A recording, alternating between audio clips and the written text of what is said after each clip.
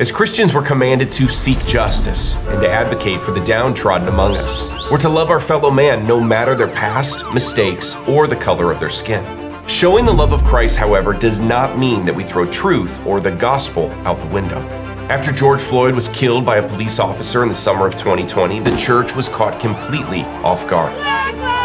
With the world watching, many pastors immediately endorsed the mission of Black Lives Matter without questioning their larger agenda, posting black squares on Instagram for hashtag Blackout Tuesday, and even incorporating BLM propaganda and talking points into their Sunday sermons. I want to preach from this subject matter, Black Lives Matter. It was only later that America saw the organization's real mission to dismantle the nuclear family and the Western way of life as they infiltrated schools and churches with Marxist propaganda. We are trained Marxists. On this episode, we'll discuss the impact of CRT on the church and what we can do about it. I'm your host, Lucas Miles, and this is Church and State. My name is Lucas Miles.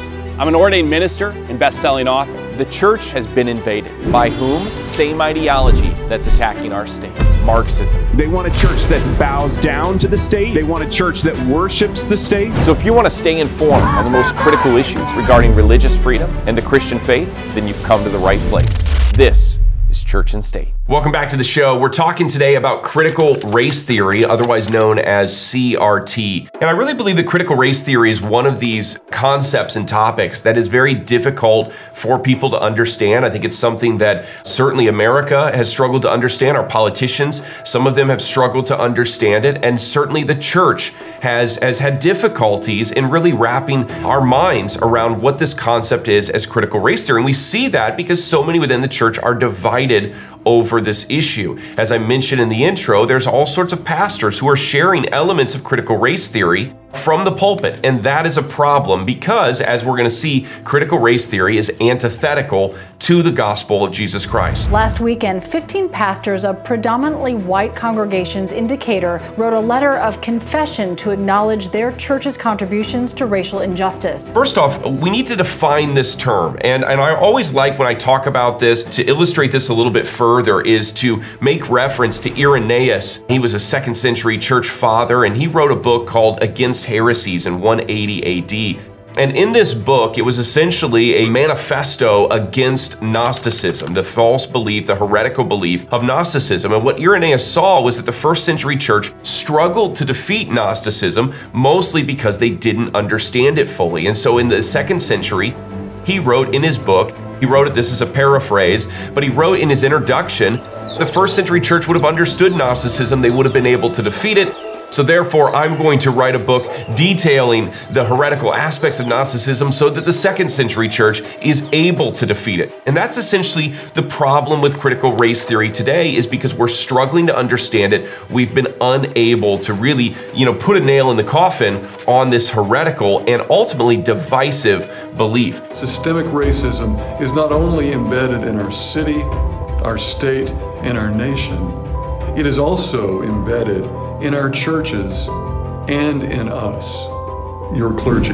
When we talk about critical race theory, essentially, what are we talking about? I want to give you a few points here. First off, it holds the idea that race is a social construct. And American society, as we know it, was created to reinforce white privilege. As I heard one individual call it, it's the conspiracy theory of the left, that all the white people in the nation got together to form a brotherhood against blacks and to ensure that they would never be able to, rise to any sort of level of success or power in this country. It's just not true. The second thing that critical race theory holds to is what I would call ethnic Gnosticism, or some form of NeoMarxism. When you look at critical race theory, really behind it, it is just a form of critical theory. Critical theory, we could look back to Kant and Hegel, but Marx gets a lot of the attention. Why? Because Marx really pioneered the oppositional aspect to critical theory. Essentially, that critical theory is, playing off of Hegel's language, that it is basically progress through conflict. And for Marx, that conflict took the form of the bourgeoisie versus the proletariat. Now, we could trace critical theory, in multiple different strains. We could look at liberation theology, which started in the 50s with Gutierrez, a Catholic priest, who grabbed this aspect of Marxism and combined it with Catholicism, and he abandoned the idea of the bourgeoisie versus the proletariat, but he adopted this or shifted it in order to be the rich versus the poor, and he taught that the poor had a special grace upon them or favor upon them that the rich did not have. The poor are loved preferentially by God, not because they are good, but because they are poor. Eventually, critical theory made its way to America, and one of the forms that it manifested was in Black liberation theology. The founder of this was an individual named James Cone, who was an African American who had himself experienced tremendous racism during his upbringing in the 50s and 60s. And as he rose in prominence as an African American pastor in this nation and theologian, he pioneered this ideology called Black liberation theology. I wanted to challenge white America and its churches, its theologies. I wanted to challenge them to listen to the cries of black blood. White theology has blood on his hands.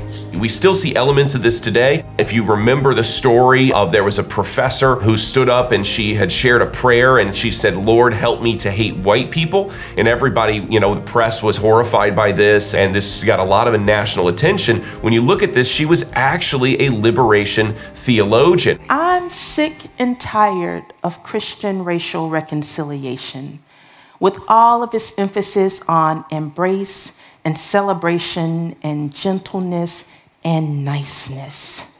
After being on an intentional journey of racial reconciliation for over a decade now, I've come to a really troubling conclusion. Most of what passes for a racial reconciliation in the U.S. church is cheap grace.